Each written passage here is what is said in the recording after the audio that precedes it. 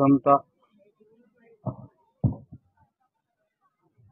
ज्ञान सत्राला सुरुवात करण्यापूर्वी आपण सर्वजण प्रार्थनेमध्ये सहभागी होऊयात.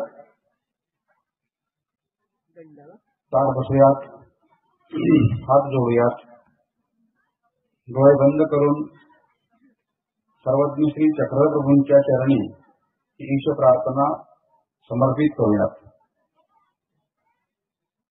जय श्री चक्रधरा स्वामी चक्रधरा, जय श्री चक्रधरा स्वामी चक्रधरा. दुःखहारक तू सुखदायक तू,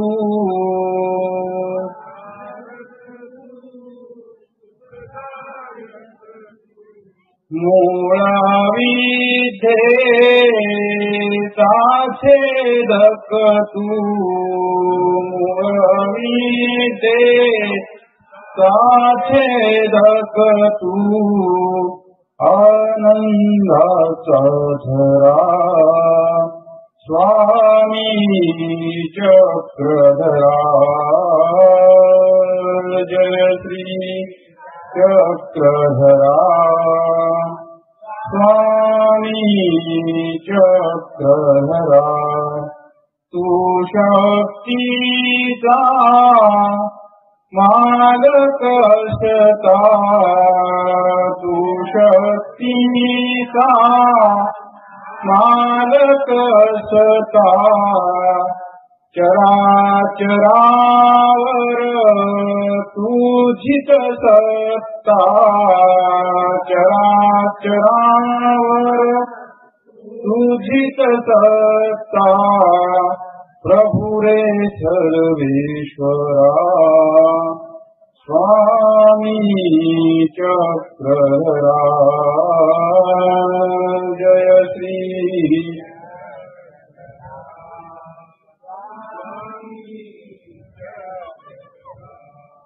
षडधर्मासी धारण करुणी, षडधर्मासी धारण करुणी, तूच निरमिली सुंदर धरणी, तूच निरमिली सुंदर धरणी. जय तू करुणाकरा स्वामी चक्रधरा. जय श्री चक्रधरा स्वामी चक्रधरा. लीलांचे चिंतन घडावे, लीलांचे चिंतन घडावे, जीवन आमुचे पावन व्हावे.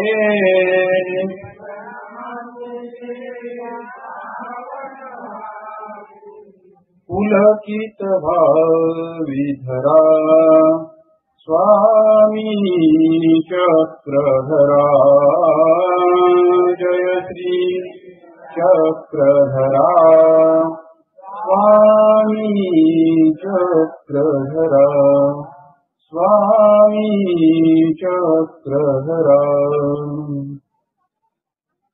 कृष्णाय वासुदेवाय हरे परमात्मने प्रणतक्लेशनाशाय गोविंदाय नमो नमः, गोविंदाय नमो नमः. श्री गोपाल कृष्ण महाराज की जय, श्री दत्तात्रेय महाराज की जय, श्री चक्रपाणी महाराज की जय, श्री गोविंद प्रभु महाराज की जय, सर्वज्ञ श्री चक्रधर स्वामी की जय. धर्मवार्ता प्रसंगे सर्वत्र अवस्थान ईश्वराचे अधिष्ठित असलेल्या अधिष्ठानाला या ज्ञानमार्गाची अधिकारण असणारे चतुर्युगी चिरायू अवतार श्री दत्तात्रेय प्रभूंच्या अधिष्ठानाला अभिवंदन करून आजच्या या सायंकालीन धर्मवार्तेला आपण प्रारंभ करूयात. या प्रस्तुत कार्यक्रमामध्ये आपण नामस्मरणाच्या माध्यमातून, सेवेच्या माध्यमातून, दास्याच्या माध्यमातून या ठिकाणी जो तो आपापल्या परीने तो लाभ प्राप्त करण्यासाठी उपस्थित आहे. तो देव भेटावा, त्या देवाची अनुभूती या जन्मामध्ये यावी यासाठी आपल्या प्रत्येकाची धडपड. श्री दत्तात्रेय प्रभूंच्या विशेषाचा असा हा अभिमान, जिथे परमेश्वराचं अधिष्ठान आहे ते अधिष्ठान भक्ताच्या क्रिया आणि अक्रियावरून अवलंबून असतं. करणीय अकरणीय, पुरुषाचे करणीय अकरणीय, दडपे उजरंबे, सामर्थ्य जे आहे हे सामर्थ्य साधकाच्या श्रद्धेवर अवलंबून असतं, सेवेवर अवलंबून असतं, स्मरणावर अवलंबून असतं. अंबाई हे तीर्थस्थान, या तीर्थस्थानाची आपल्याला का बरं ओढ लागते? इथे आल्यानंतर आपल्याला का बरं बरं वाटतं? कारण इथे अनेकांची श्रद्धा एकवटलेली आहे, अनेकांचं स्मरण, अनेकांचं तप त्या स्थानाला कारणीभूत आहे. यापेक्षाही महास्थान जिथे प्रत्यक्ष ईश्वर अवतार वास्तव्य केलेले आहेत, त्या स्थानाच्या ठिकाणी आपलं मन न रमता इथे या अंबाई स्थानाच्या ठिकाणी आपलं मन का रमावं? कारण इथे अनेकांची श्रद्धा त्या अधिष्ठानाला जागृत करण्यासाठी आणि ते अभिमान सामर्थ्य जागृत होण्यासाठी की अनेकांची श्रद्धा त्या गोष्टीला कारणीभूत असते. आणि म्हणून अंबाडी तीर्थस्थानाचं जे खंडित महात्म्य आहे, या स्थानाच्या ठिकाणी अनेक साधनवंत साधुसंत इथे वास्तव्याला असतात. पूर्वी सुद्धा वास्तव्याला होते. चातुर मासाच्या निमित्ताने अधिकरण सुद्धा इथे वास्तव्याला राहत असत, स्मरण करत असत. आणि त्यांच्या त्या स्मरण साधनेमुळे प्रत्यक्ष ईश्वराचं अधिष्ठान या ठिकाणी जागृत झालेला आहे. सामर्थ्य आहे चळवळीचे, जो जो करील तयाचे, परंतु तेच पाहिजे अधिष्ठान भगवंताचे. आपल्या सेवेवर, आपल्या श्रद्धेवर आणि आपल्या भावनेवर त्या गोष्टी अवलंबून असतात. म्हणजे जिथे भाव आहे तिथे देव आहे, हे का नाही? मानला तर देव, नाही तर दगड. जो नास्तिक आहे त्याला काय महत्व आहे देवाचं? आणि त्याने जरी दगड मानला तरी काय फरक पडणार आहे देवाला? त्याच्या मान्यावरून न मान्यावरून देवाचं काय अस्तित्व थोडंच नाहीच होणार आहे. देवाच्या अस्तित्वाला कुणी मानलं काय न मानलं काय, देवाला काही फरक पडत नाही. परमेश्वर हा सृष्टीचा निर्माता आहे. आपण मगाशी प्रार्थनेमध्ये म्हटलो, क्षणभर माती धारण करुणी तूच निर्मिली सुंदर धरणी. त्या भगवंताचे कणाकणामध्ये या पृथ्वी तलावर धर्म कार्य करतायत. कर्तृत्व धर्म भगवंताचं या ठिकाणी क्रियाशील आहे आणि त्यामुळे प्रत्येक कर्तृत्वाच्या पाठीमागे जे काही चांगलं घडतं ते भगवंताच्या प्रेरणेमुळे घडत असतं, ईश्वराच्या प्रेरणेमुळे घडत असतं. श्रीमद भगवद्गीतेत भगवंताचे विभूती योग अजून मला सांगतात की या जगाच्या पाठीवर जे जे काही चांगलं झालं ते मी आहे असं म्हणतात. कामधेनू मी आहे, ऐरावत मी आहे, देवतांच्या ठिकाणचे असणारे सामर्थ्य ते सुद्धा मीच आहे असं का बरं म्हणतात? कारण त्यांच्या सुद्धा सामर्थ्याला भगवंताचा आधार आहे, कर्तृत्व धर्माचा. म्हणून या जगाच्या पाठीवर जे जे काही चांगलं घडतं त्या सामर्थ्याच्या पाठीमागे परमेश्वराचा हा कर्तृत्व धर्माचा हात असतो, त्याला भिडवा असतो. त्यामुळे हे सर्व कार्य जे दिसत आहे, ती सृष्टी रचना झालेली आहे, जोधरणाचा व्यापार सुरू आहे, हे सर्व कार्य संत गतीने सुरू आहेत. जीव हा अधोगामी असल्यामुळे ऊर्ध्ववाहिन्या होण्यासाठी खूप वेळ लागणार आहे. परमेश्वराचा जोधरणाचा व्यापार आणि त्या व्यापारासाठीच झालेली ही सृष्टीची रचना आहे, ते अंतिम ध्येय आहे, हे अंतिम सिद्धांत आहे. या जगाच्या पाठीवर नाना प्रकारच्या आपल्याला वस्तू दिसतात, पदार्थ दिसतात, परंतु भगवंत म्हणतात, स्वामी श्री चक्रप्रभू म्हणतात की याच करते अनेक काही जाणणे असे. सजीव सृष्टीमध्ये जीव पदार्थ आला, निर्जीव सृष्टीमध्ये प्रपंच पदार्थ आला. जे काही कार्य सुखदुःख भोगवण्याचं कार्य करणाऱ्या शक्ती आहेत त्या शक्ती देवता पदार्थामध्ये आल्या आणि या सर्वांना आधारभूत असणारा तो परमेश्वर पदार्थ. या चौकच्या पलीकडे जगाच्या पाठीवर काय आहे असं ब्रह्मविद्या सिद्धांताने सर्व या जगाचा प्रकाश या 4 वस्तूमध्ये मांडलेला आहे. सकळ शास्त्र या शास्त्राला मिळतात, परंतु हे शास्त्र कोण्या शास्त्राला मिळत नाही. ही तर विशेषता आहे या शास्त्राची. ब्रह्मविद्या शास्त्र हे इतर शास्त्रामध्ये आपल्याला अभ्यासायला भेटणार नाही.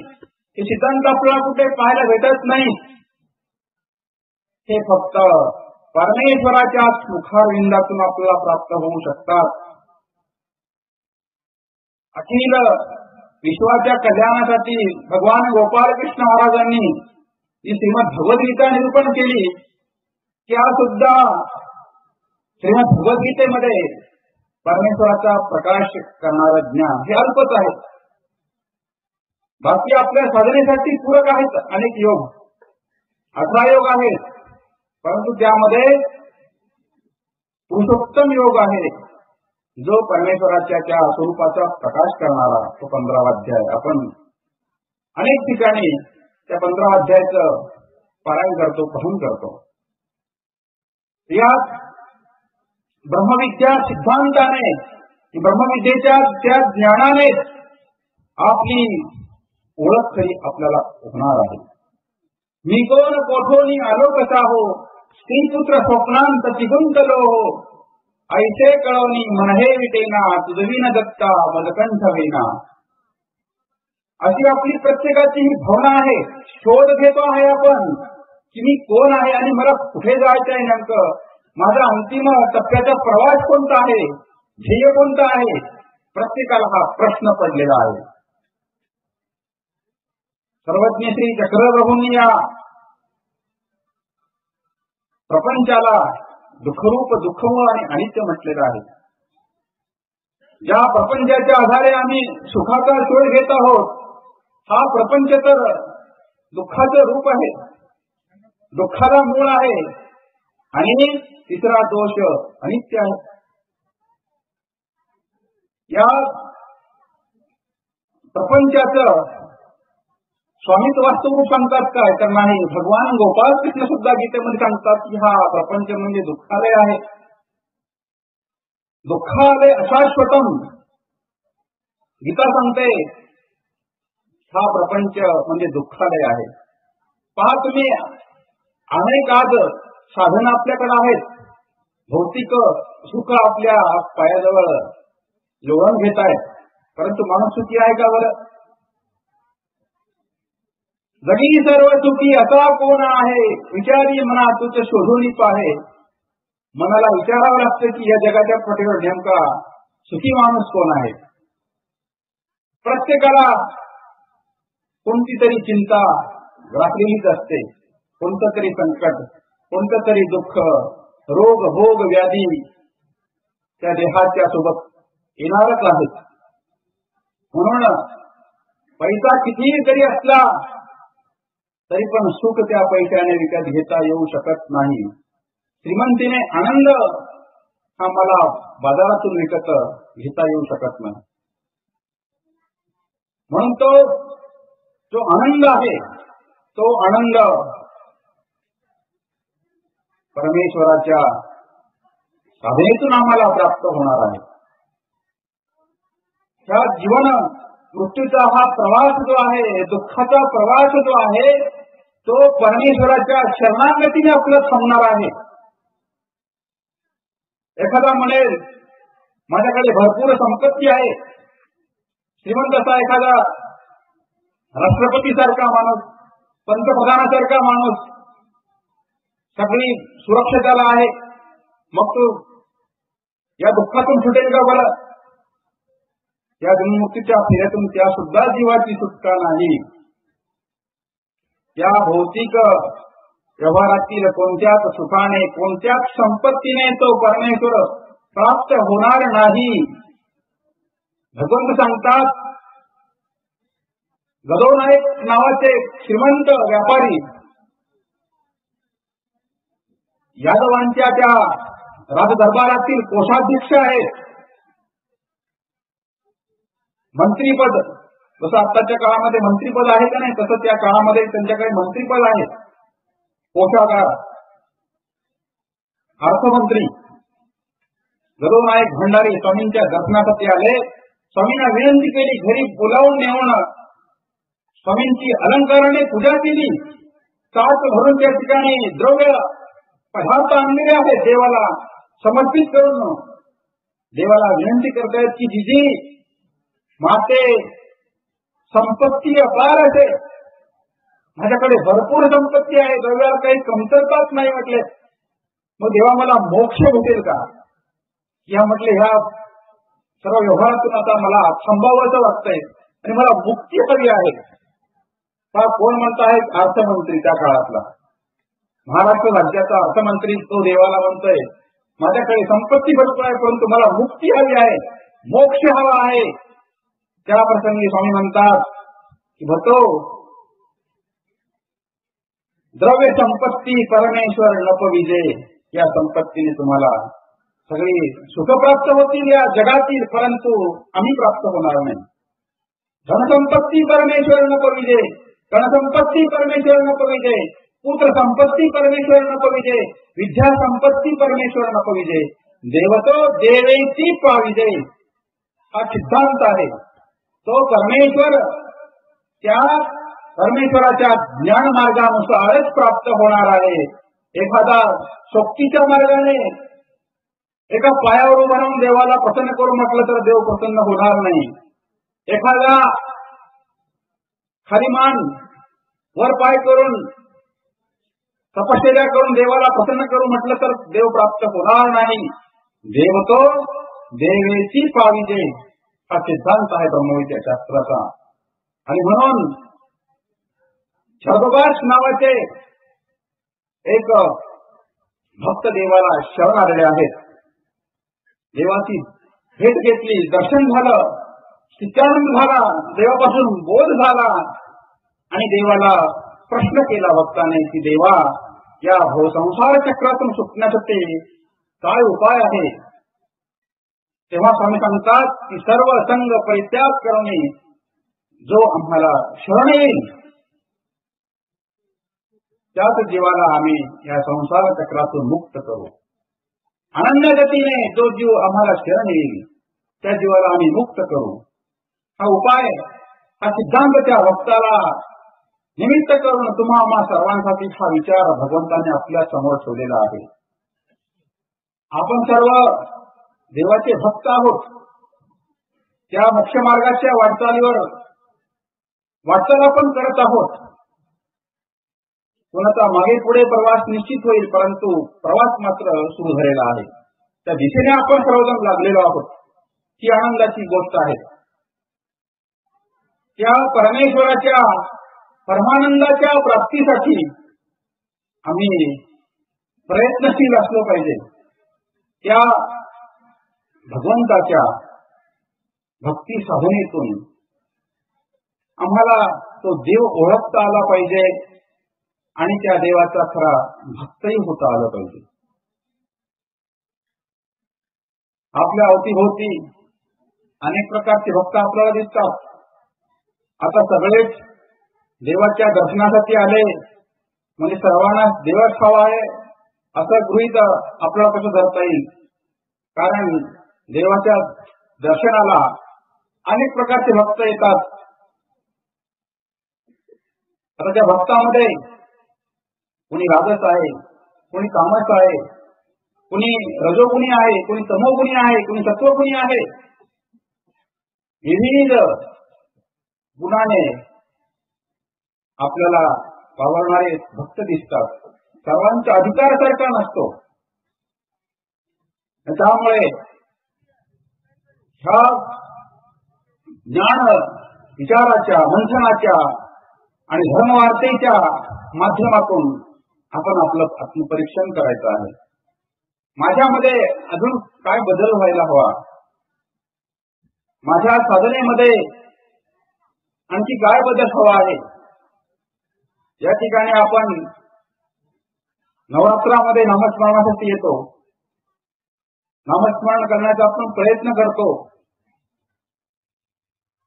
या ठिकाणी रोज पंचावतार उपहाराच्या निमित्ताने इथे एकत्रित येतो. ते देवाला आठवण्याचा प्रयत्न करत असतो. परंतु जसा तो देव आम्हाला सर्वांना आठवता येतो का बरं? सर्वांना ती एकाग्रता साधते का? साधत नाही. अनेकांच्या हातामध्ये गाठी फिरते, परंतु गप्पा गोष्टी सुरू असतात. लक्ष विचलित असतं आपलं की हा काय करतोय, तो काय करतोय, तो काय गप्पा गोष्टी करतोय. आपलं लक्ष तिकडे आहे, पडद्याच्या बाहेर लक्ष आहे तिकडे काय चाललंय. मोठमोठ्याने आवाज सुद्धा येतोय पाहता काय का नाही. इथे आपण प्रवचनात बसलोय आणि बाहेर सुद्धा प्रवचन ऐकणाऱ्यांनी सुद्धा आपलं मन एकाग्र जर केलं तर बरं होईल. आपला आवाज इकडे आतमध्ये येत आहे. आपण इथे भगवंताचं नामस्मरण करण्यासाठी उपस्थित आहोत. म्हणून त्या परमेश्वराच्या साधनेमध्ये आम्हाला एकरूप होता आलं पाहिजे. खरा भक्त बनता आलं पाहिजे. आपल्यातील जे काही विकार असतील, जे काही दुर्गुण असतील, ते दुर्गुण इथेच आपल्याला सोडून द्यायचे आहेत. देवाला विळे काय देता? देवाला आपले दुर्गुण द्या, देवाला आपले विकार द्या. त्याच्या करा इथे येऊन संकल्प करा. ही खरी आपल्या जीवनातली परिवर्तनाची दिशा असेल आणि तोच खरा आनंदाचा मार्ग असेल. वाईट विकार, वाईट स्वभाव, वाईट विचार हे धर्म सोहळे म्हणजे काय असतात? मनोरंजन असतं. बाबांनी आपल्याला खूप हसवावं आणि आपण त्या पेंडॉलमध्ये बसून 2 तास आनंदामध्ये या ठिकाणी खर्च करावेत यासाठी सोहळे असतात का? गोविंद बाबांनी यासाठी एवढा खर्च केला का बरं? या सोहळ्याचं कारण हे आहे की हा सोहळा आपणाला त्या ज्ञानमार्गाकडे नेणारा आहे. हे सोहळे म्हणजे शिबिर असतात. लक्षात ठेवा, आपल्या मध्ये परिवर्तन करण्यासाठी हे शिबिर असतात. हे प्रशिक्षण शिबिर आहेत. आणि या सोहळ्याच्या माध्यमातून आपण आपल्याला तपासून पाहायचं आहे. देवाचा भक्त कसा आहे? भक्त इथे जाणार देही उदास. देवावर उदास असतो भक्त. आपण प्रसादवादी होता कामा नये. इथे आल्यानंतर आपल्याला नमस्कार करता आलं पाहिजे, शांततेमध्ये दर्शन करता आलं पाहिजे. चढावं लागते तिथे दर्शनासाठी. मला अगोदर दर्शन होईल का? दर्शन घेऊन जायचं कुठे आहे? देवावर डोकं टेकवलं म्हणजे झाला मोकळा. 100 किलोमीटर वेगावरून 6 तास प्रवास करून येतो माणूस, आणि इथे आल्यानंतर 15 मिनिटं थांबा म्हटलं पुजारी दादांनी तर राग येतो. काय झालं इतका वेळ, असं वाटतं माणसाला. इतका वेळ काय केलं तुम्ही, असं वाटतंय. परंतु तिथे थांबणं, वेटिंग करणं ते माणसाला शक्य झालं पाहिजे. त्या दर्शनामध्ये उभं राहून, रांगेत उभं राहून आपण जर नामस्मरण केलं तर ती सुद्धा वेळ आणि ते सुद्धा नामस्मरण देवाच्या लेखीच लागणार आहे. तुम्ही जितका वेळ उभे राहाल तितका वेळ त्या दर्शनाचा आनंद, दर्शनाचा लाभ तुम्हाला अधिक होणार आहे, लक्षात ठेवा. म्हणून या ठिकाणी आल्यानंतर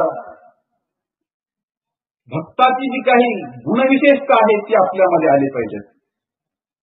भक्ताचे गुण भक्तियोगात सांगितलेले आहेत. भक्त कसा आहे? तो स्थित प्रज्ञ आहे. त्याला शिवी जरी दिली तरी तो शांत आहे. कोणीतरी स्तुती जरी केली, मान केला, अपमान केला, काही फरक पडत नाही. तो सन्मानाने पुरवून जात नाही, आणि कोणी अपमान केला तर तो उद्विग्न होत नाही. ही खरी भक्ताची विशेषता आहे. मग इथे आल्यानंतर कोणाचा पाय लागला, कोणाचा धक्का लागला, कोणी काही निमित्ताने कोणी बोलला असेल तरी पण ती ऐकण्याची आपली तयारी असली पाहिजे. कालच्या वेळामध्ये आपण पाहिलं की देवाला तो ब्राह्मण बोलतो, उद्धटपणे बोलतो, आणि देवही त्या ठिकाणी ऐकून घेतात. आमचे स्वामी काय, भगवान गोपाल कृष्ण सुद्धा स्वामी तर येथी मुनीचा वेळ धारण केलेले आहेत. देवाला तर ते ऐकावंच लागेल ना. तो आदर्श आपल्या डोळ्यासमोर देवाला ठेवायचा होता, देवाला ते ऐकावंच लागलं. परंतु राज्यवेश स्वीकारून सुद्धा भगवान गोपाल कृष्णांनी सुद्धा शिशुपाळाच्या 99 शिव्या सहन केल्या का नाही? आम्हाला एक जरी शिवी दिली तरी आपला पारा तळपायाचा मस्तकाला जातो. एक शिवी आपल्याला सहन होत नाही, आणि त्यातून आपली जी काही साधना आहे, जी शांतता आहे, जी स्थितप्रज्ञता आहे ती आम्ही गमावून बसतो. क्षणामध्ये आम्ही क्रोधाच्या आहारी जात असतो. ही राक्षस आहेत, लक्षात ठेवा. आतून आपल्याला पोखरणारे, आतून आपल्याला पराभूत करणारे राक्षस कार्य करतायत. द्वंद्व कुठे आहे? कुरुक्षेत्रावर गीता निरूपण केली, अर्जुनाला निरूपण केली, तो अर्जुन रणांगणावर आहे. आपण कुठे आहोत? आपणही रणांगणावरच आहोत. आपला जो जीव आहे हा सुद्धा रणांगणावरच आहे. या देहाचा सारथी तो परमेश्वर आहे. चालवणारा तो भगवंतच आहे. आणि या देहामध्ये मन, बुद्धी, जे सुप्त सामर्थ्य भगवंताने दिलेले आहे, हे सामर्थ्य हे कार्य करत आहेत, आणि त्या रथाच्या घोड्याप्रमाणे आपल्याला दिशाहीन करतायत. मन, बुद्धी, चित्त, अहंकार आपल्याला पुन्हा पुन्हा पुन्हा पुन्हा अधोगामी करतो. अरे बाबा, तू कोण आहेस? आणि तुला असं बोलला, तू का म्हणून सहन करतोस? मी गायचा माते ऐसे म्हणतले. अहंकाराचं रूप आहे असं. अहंकाराने मनुष्य पुन्हा पुन्हा अधोगामी क्रिया करतो, आणि त्यातून आपलं अधपतन तो मनुष्य करून घेत असतो. आणि भक्ताची जी अवस्था आम्हाला प्राप्त व्हायला पाहिजे ती भक्ताची अवस्था त्या अवस्थेपर्यंत आम्हाला पोहोचता येत नाही. आणि म्हणून इथे देवाच्या दर्शनासाठी आपण येतो, इथे आपल्याला बरं वाटावं म्हणून येतो, इथे आपल्याला आनंद भेटावा म्हणून येतो, इथे आपल्याला मोक्ष भेटावा म्हणून इथे येत असतो. परंतु इथे आल्यानंतर आपल्यामध्ये काय परिवर्तन आपण करायला पाहिजे हे मात्र आपण विसरून जातो. व्यवहारातील ज्या सगळ्या गोष्टी आहेत ते इथे सोबत आणता कामा नये. कारण इथे नम्रता हवी असते, इथे लीनता हवी असते. अहंकाराने देवाला नारळ वाहतो, देवाला फुलहार वाहतो आणि मोठमोठे पंचावतार उपहार करतो म्हणजे खूप मोठा भक्त झाला का तो. जीवे करावे ईश्वरे स्वीकारावे. तू किती मोठं केलंस पण ते देवाने स्वीकार केलं पाहिजे ना. स्वीकार करण्यासाठी आपल्या अंतःकरणामध्ये भाव असावा लागतो. त्यासाठी भावहीन तो दैवहीन म्हटलेला आहे. म्हणून त्या परमेश्वराला प्रसन्न करण्यासाठी इथे आल्यानंतर आपल्या अंतःकरणामध्ये भाव हवा. इथे आपल्या अंतःकरणातली श्रद्धा जागृत हवी आणि त्या श्रद्धेतून, लीनतेतून, शरणागतीतून तो विराट देवाला तो आपण समर्पित केला पाहिजे. काय आपण सोबत आणलेलं आहे? पत्रम पुष्पम फलम सोयम. कोणी निर्माण केलं हे सगळं? तर उष्ण घेतलेलं आहे. जीवाकडे काय आहे? जीव तर रिकामाच आहे. काही निर्माण आपण करू शकतो का? बरं, काहीच करू शकत नाही. देवाचंच घेतलं, देवालाच अर्पण केलं. हे सकळही देवाचे. प्रत्येक वस्तू आपल्या अधिकाराची असेल, ती आपल्या सांभाळी असेल, एवढाच फरक आहे. निर्माण कोणतीच वस्तू केली नाही आपण. द्रव्य केले नाही, अलंकार केले नाही, धान्य केलं नाही, घर केलं नाही, माती केली नाही आपण निर्माण, दगड केले नाही, काहीच निर्माण केलं नाही. सगळं उष्ण घेतलेलं आहे. आणि उष्ण घेऊन देवाला आपण अर्पण करतो आणि त्यामध्ये अहंकार स्वतःमध्ये बाळगत असतो आपण. मी खूप मोठा भक्त आहे. श्री गोविंद प्रभूंच्या संविधानामध्ये महिमभट्ट दररोज प्रतिदिनी 7 आसू देवाच्या सेवेसाठी खर्च करत होते. किती आसू? 7 आसू, म्हणजे जवळजवळ आता ते 7,000 देवाच्या सेवेसाठी ते सराफाच्या व्यवसायातून येणारा नफा सर्व ईश्वरार्पण करत होते. आणि असे त्या महिमभट्टांना एक दिवस पूजन करता वेळेस अहंकार असा जागा झाला. मी किती धन्य आहे, माझे 7 आसू देवाच्या उपयोगी लागतायत. स्वतःला धन्य धन्य समजतायत. आणि त्या दिवशी महिमभट्टाने रेशमी अशी त्रिवडी 3 पदरी वस्त्र देवाला त्या पूजेमध्ये अर्पण करतायत. आणि त्या पूजेच्या वेळेस पूजनानंतर महिमभट्ट स्वतःला खूप मोठे समजत आहेत. आणि त्या पूजावंतर प्रसंगी श्री प्रभू बाबा, शांत असणारे श्री प्रभू बाबा, श्रीमूर्तीमध्ये बदल झाला आणि चेहऱ्यावरचे भाव बदलले. श्री प्रभू बाबांच्या क्षणामध्ये बदलून गेले भाव, प्रसन्न असणारे भाव बदलून गेले. काय झालं कोणालाच कळत नव्हतं. श्री प्रभू बाबा आसनावरून उठले, अंगावर श्रीमूर्तीवर असणारी ती त्रिवडी रेशमी वस्त्र श्रीकरामध्ये घेतलं, जोडूड धाव करीत त्या मठाच्या बाहेर, राजमठाच्या बाहेर श्री प्रभू बाबा आले.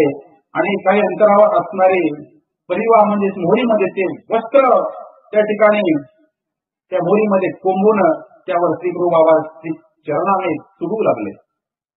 श्री नागदेवाचार्य, श्री महिमभट्ट, अबाईचा सगळे भक्तजन आश्चर्याने पाहत आहेत की देव असं का करत आहेत. कोणाला उलगडा होत नव्हता. आणि त्या प्रसंगी श्री नागदेवाचार्य हे देवाची प्रवृत्ती ओळखणारे होते. निजसेवक सर्वज्ञ श्री चक्रप्रभूंचा प्रवृत्तीचा भाव जाणणारे श्री नागदेवाचार्य क्षणात ओळखतात काहीतरी आपल्याकडून भक्ताकडून चूक झालेली आहे. ज्याने ती त्रिवेणी अर्पण केली त्याच्याकडून निश्चित काहीतरी उणपुर झाला असेल. म्हणून नागदेवाचार्य म्हणतात की भटो, काही मनामध्ये काही अनसारखा आणलात का? चटकन महेम भट्टाच्या लक्षामध्ये येतं आणि त्या ठिकाणी महेम भट्ट म्हणतात की हो भटो, म्हटले मी स्वतःला खूप मोठा समजलो, मी स्वतःला धन्य समजलो आणि देवाच्या ठिकाणी माझे सर्व पदार्थ उपयोगी जात आहेत. म्हणून मी या सर्व पदार्थापोटी मी माझ्या मनामध्ये मीपणाचा भाव जागा केला. आणि त्या प्रसंगी श्री नागदेवाचार्य म्हणतात, अहो म्हटले कुठे तो परमेश्वर आणि कुठे तुमची ही क्रिया? जा म्हटले आता क्षमा मागा देवाला. आणि महेम भट्ट त्या ठिकाणी देवाच्या चरणावर त्या ठिकाणी शरणांगत होतात, साष्टांग दंडवत घालून देवाला क्षमा मागतात की तो परमेश्वर जर ह्या जीवाची क्रिया स्वीकार करायची जर म्हटले तर अल्प स्वल्प केले सुद्धा तो परमेश्वर प्रसन्न होत असतो. लक्षात ठेवा, आज संक्रांतीचा दिवस आहे. महेम भट्टांनी देवाला भेटीसाठी काय आणलं होतं बरं? दुर्डीमध्ये महेम भट्टाने देवाला गुळ आणला होता. काय आणलं होतं? गुळ आणला होता. आणि हा सुद्धा तिळगुळ वाटण्याचा आजचा आपला दिवस मकर संक्रांतीचा. त्या भेटीमध्ये महेम भट्टांनी तो पदार्थ इतका आवडीने खाल्ला होता, ते सर्व पदार्थ खात असताना त्याचे ओघळ दाढीवरून बेंबीवर येत होते, उदरावर येत होते. आणि आबाईचा माता स्वामींकडे पाहून, श्री गुरु बाबांकडे पाहून देवाला थांबा म्हणत होत्या की देवा आता प्रे करा, उदर दुखवेल आपला. भक्ताला देवाची काळजी. आणि त्या प्रसंगी अत्यंत आवडीने तो पदार्थ, साधा पदार्थ आहे, सुलभ पदार्थ आहे, परंतु त्या ठिकाणी तो पदार्थ देव किती आवडीने स्वीकार करतात. आणि ते रेशमी वस्त्र आहे. आणि त्या रेशमी वस्त्राला श्री गुरु बाबा त्या मुलीमध्ये त्याला कोंबतात आणि ते पायाने तुडवतात. का बरं हा बदल का झाला? एका ठिकाणी भाव आहे तर एका ठिकाणी मीपणा आहे, अहंकार आहे एका ठिकाणी आणि एका ठिकाणी समर्पण आहे, श्रद्धा आहे. म्हणून आपण जी क्रिया करत आहोत, आपल्या जीवनामध्ये आपण जे काही करत आहोत ते श्रद्धेने केलं पाहिजे.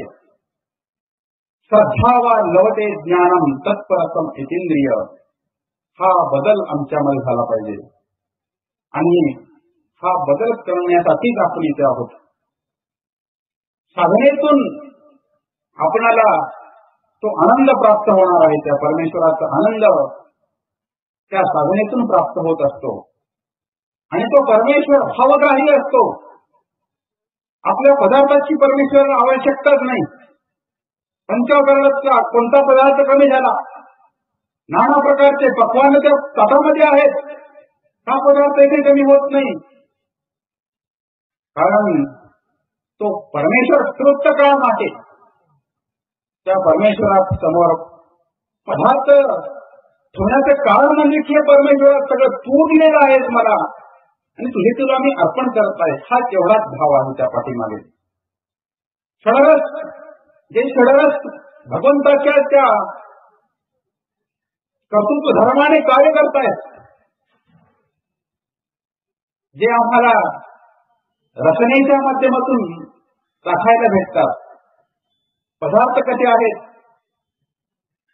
पदार्थ गोड असतात, पदार्थ तिखट असतात, खारट असतात. षडरस, या षडरसाच्या पलीकडचे पदार्थ नसतात, पक्वान नसतात. गुलाबजाम कसा आहे म्हटल्यानंतर आपण काय म्हणतो? गोड आहे. बासुंदी कशी आहे म्हटल्यानंतर आपण काय म्हणतो? गोडच आहे. जिलेबी कशी आहे म्हटल्यानंतर आपण काय म्हणतो? गोडच आहे. खीर कशी आहे म्हटल्यानंतर आपण काय म्हणतो, गोडच आहे. म्हणजे या शब्दाच्या बाहेर आपल्याला काय वर्णन करता येतं.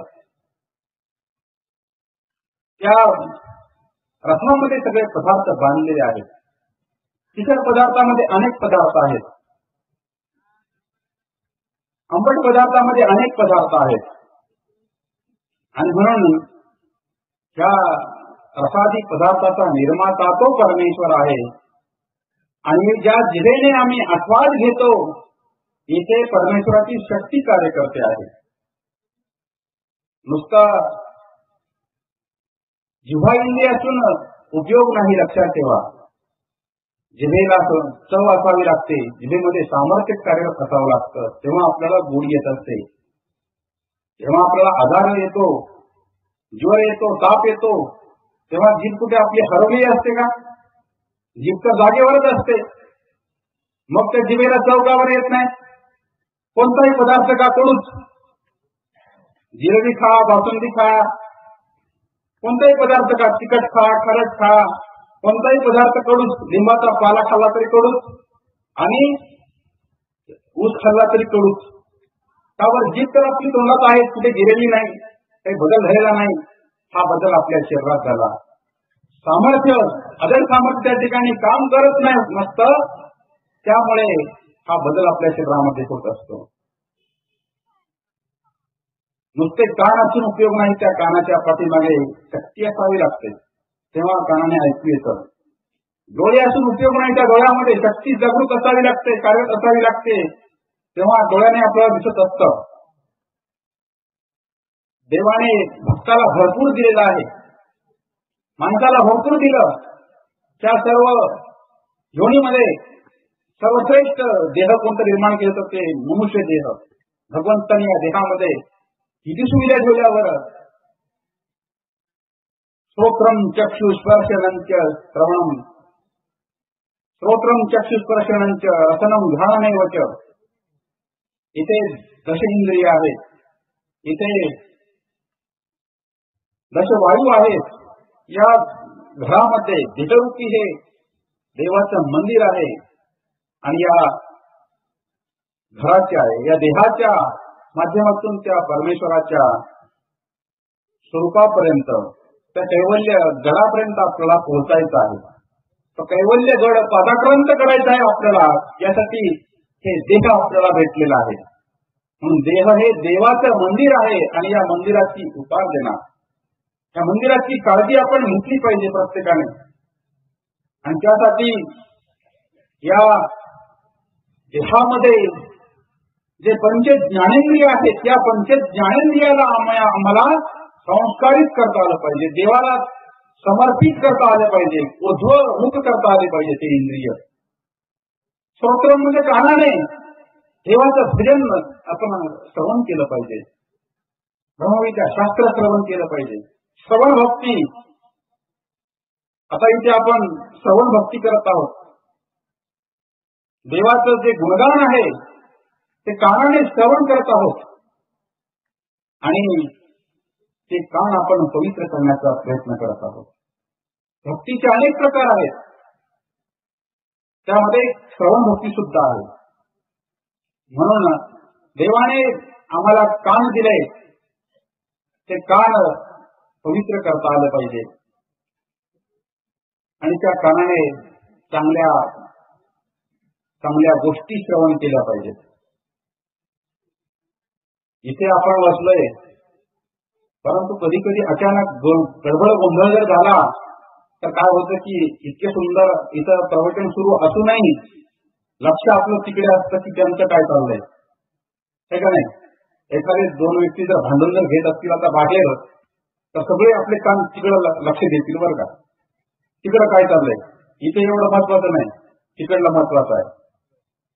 होतं का नाही. आता भांडण करण्यासाठी कुणी आपल्याला निमंत्रण देत नाही, परंतु तिथे मात्र सगळे उपस्थित होतात, गर्दी करतात लोक.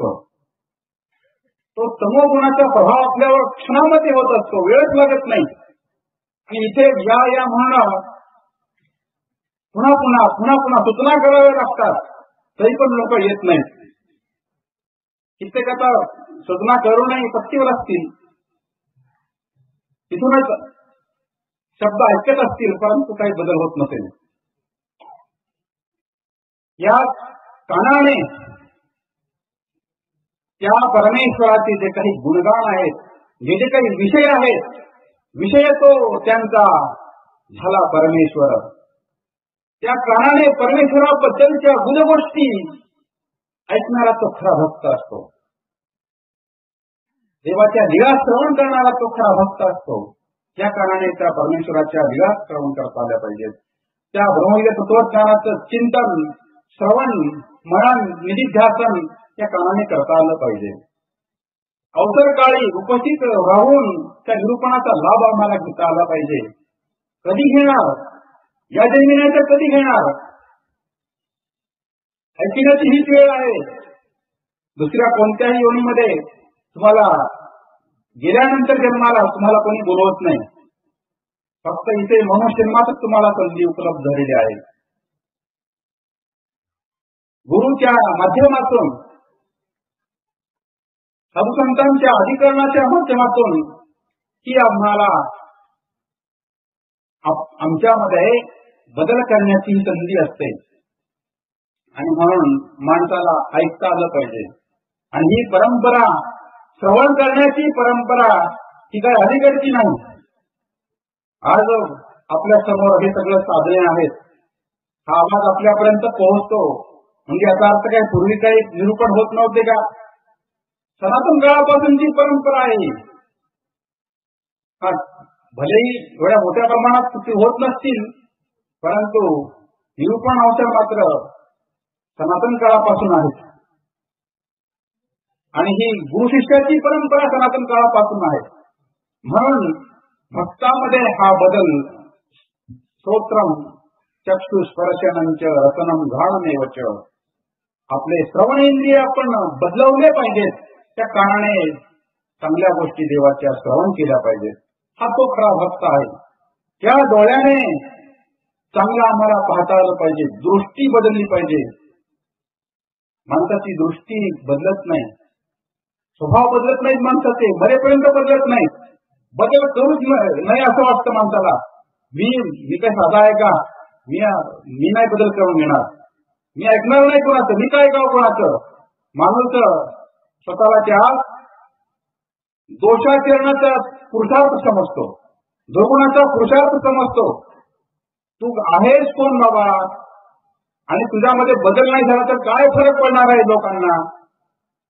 मी म्हणजे जणू काही आता चक्रवर्ती राजा असं वाटतं माणसाला. परंतु हा आपला भ्रम असतो. भ्रमात माणूस जगत असतो. मी असा आहे, मी तसा आहे, मी हे केलं, मी ते केलं. परंतु तू काहीच नाही केलं.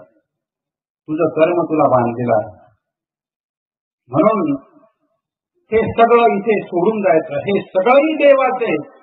भक्ताच्या लक्षामध्ये ह्या गोष्टी असतात आणि तो भक्त समर्पणातून जगत असतो. हे सगळं देवाने निर्माण केलं, मी फक्त निमित्त मात्र आहे.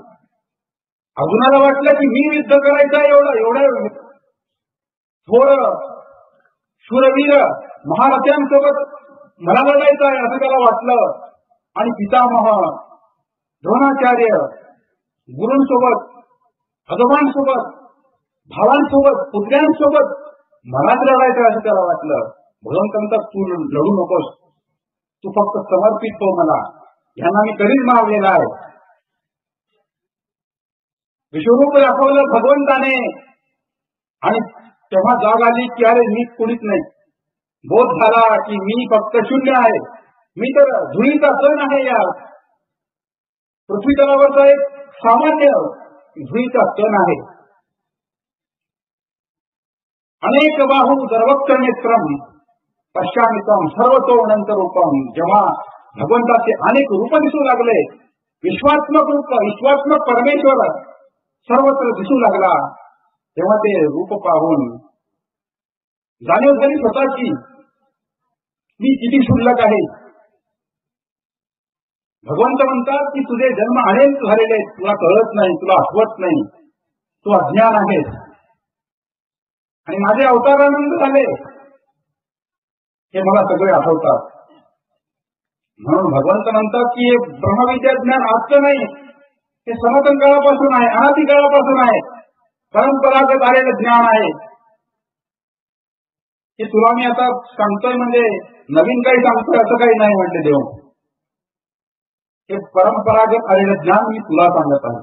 हे पूर्वी सुद्धा मी सांगितलेलं आहे अनेकांना, अधिकारी जीवांना मी सांगितलं. आणि म्हणूनच या परमेश्वराच्या उदाहरण कार्यामध्ये आम्हाला सहभागी होता आलं पाहिजे. त्या परमेश्वराचा हेतू जीवाचा उद्धार व्हावा, त्या परमेश्वराला त्या जीवाला आनंद प्रदान करावा, या हेतूने परमेश्वराने सृष्टीची निर्मिती केली आहे.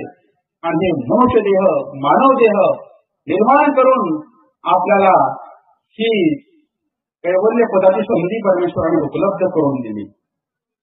परंतु आम्ही मात्र ह्या नको त्या गोष्टीकडे लक्ष देत आहोत आणि ज्याकडे लक्ष द्यायला पाहिजे तिकडे आपलं लक्ष नाही.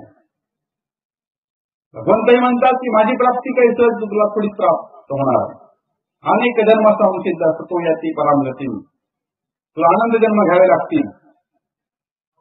तो होतच नाही हा जीव आता खोडी करणार आहे. जीव ऐशी अधोगती भगवंत म्हणतात याला कितीही जरी उर्जो केलं तरी हा खालीच मान घालतो, पुन्हा पुन्हा वर मान केली तरी तो पुन्हा खालीच घालतो. देवाचे भिंगार चरित्र आहे का? भिंगाच्या चरित्रामध्ये भाई देवाचा जो भाऊ आहे त्याला देव उर्ध्व करण्याचा प्रयत्न करतात, परंतु तो जीव अधोमुखच आहे. तो काही मान वर करतच नाही. आणि भगवंत सुद्धा म्हणतात की जीव असेच आहे, हाच नाही सगळेच असे, देवाकडे पाहतच नाही तर आम्ही काय करणार. हे विश्व भ्रमंतीला का पावलं, हे चराचर विश्व का भ्रमंती करत आहे. देव म्हणतात येथे त्या जवळची विना ह्यांनी आमची जवळीक नाही केली. अनंत जन्म असेच यांचे गेले आणि पुढे जाणार आहेत, आम्हाला काय देणार. देवाने व्यवस्था लावून दिली. एखादा कोणताही व्यवसाय सुरू होतो तिथे एक प्रकारचं एक व्यवस्थापन असतं आणि त्या व्यवस्थापनाने सगळ्यांना चालावं लागतं. आणि मग तिथे एकदा सुरू झाल्यानंतर व्यवस्थापन जो संचालक असतो त्यालाही हस्तक्षेप करता येत नाही. तसा भगवंताला सुद्धा या व्यवस्थेमध्ये थांबवता येत नाही. तुझं कर्म तुझी जबाबदारी, कर्म करण्याचा अधिकार दिला देवाने जीवाला, माणसाला, आणि तुझं कर्म तुझी जबाबदारी असेल हा अधिकार दिलेला आहे. स्वातंत्र्य दिली जीवाला कर्म करण्याची, ही सर्वात मोठी सर्वाधिकाराची जबाबदारी आणि भूमिका आपल्याला माणसाला देवाने दिलेली आहे. म्हणून तर देवाने आपल्याला अभयदान मागितलेलं आहे. म्हणून त्या भगवंताच्या या विचाराच्या दिशेने पाऊल टाकत असताना आपण आपल्यामध्ये बदल करून घेणं अत्यंत आवश्यक आहे. आपली दृष्टी, आपले डोळे हे आपण बदलवले पाहिजे. दृष्टी तीच असते, डोळे तेच असतात, परंतु दृष्टिकोन बदलला पाहिजे माणसाचा. म्हणून या डोळ्याने त्या भगवंताची श्रीमूर्ती आम्हाला कधी कधी दिसेल. नमस्कार करता आपण काय बरं आठवायचं आहे, त्या देवाच्या श्रीमूर्तीची भावना करायची आहे. नाम, लीला, मूर्ती, चेष्टा, चतुर्वेद स्मरण सांगितलं. नुसतं नामामध्येच आम्ही गुरफटलेलो आहोत, नावाच्या पलीकडे आपली जातच नाही. लीला देवाचे जाणून घेतल्या पाहिजेत. देवाची श्रीमूर्ती, त्या श्रीमूर्तीचं ज्ञान आम्हाला झालं पाहिजे. आणि त्या श्रीमूर्तीच्या आणि त्या देवाच्या ज्या चेष्टा आहेत त्या चेष्टा आम्ही समजून घेतल्या पाहिजे, क्रिया समजून घेतल्या पाहिजे. तो सर्व आठव आम्हाला त्या नामस्मरणामध्ये करता आला पाहिजे. मन आपलं जसं विचार फिरत असतं, हातामध्ये माळा फिरते, मुखामध्ये शब्द फिरतात, जीभ फिरते आणि मन जसं विचार फिरत असतं. याला स्मरण म्हणतात का? याला स्मरण नाही म्हणत. ही फक्त साधनेचा हा तो अनुकार आहे. परंतु साधना साधण्यासाठी आम्हाला अनेक गोष्टींची आवश्यकता आहे. देवाच्या अवतारातल्या केलेल्या लीला असतील, भगवंताची श्रीमूर्ती असेल, ती श्रीमूर्ती आमच्या डोळ्यात समोर आली पाहिजे. देवाचा भक्त आम्हाला होता आलं पाहिजे. देवाशिवाय आम्हाला जगणं म्हणजे कासावी झालं पाहिजे. आपण जेवढी ओढ देवाची निर्माण झाली पाहिजे त्या नामस्मरणातून. इथे आपण येतो, धावत धावत धावत येत असतो, ओढाताण करून येत असतो, वेळात वेळ काढून येत असतो आणि ते आल्यानंतर जाण्याची आम्ही गडबड करत असतो. कधी एकदा घरी जावं, प्रत्येकाची धावपळ ही सुरू असते. एकदा यावं, दर्शन घ्यावं, विळावसा करावा आणि जावं. पौर्णिमेला पहा तुम्ही कशी गर्दी असते. परंतु त्या गर्दीमध्ये खरा भक्त देवाला पाहायला भेटत नाही. जो परमेश्वराला अपेक्षित आहे त्या परमेश्वराला मागणारा भक्त देवाला हवा आहे. देवा तूच मला हवा आहे, तू माझा आणि मी तुझा, असाच भाव आपल्या मनामध्ये बाळगणारा, देवालाच मागणारा भक्त देवाला हवा आहे. म्हणून आपल्या स्वभावातील बदल आम्हाला करता आला पाहिजे. आपल्या इंद्रियामध्ये असलेले विकार असतील ते विकार आम्हाला बदलवता आले पाहिजे. साधना करण्यासाठी सत्वगुणाची आम्हाला अत्यंत आवश्यकता असते. सत्वगुणी आम्ही झालो पाहिजे. त्यासाठी आहार आमचा त्या रूप असला पाहिजे. रामायणामधला प्रसंग आहे की आहारावरून माणसं कशी असतात हे ओळखता येतात. रामाला वनवास कैकेयीच्या हाताने प्राप्त झाला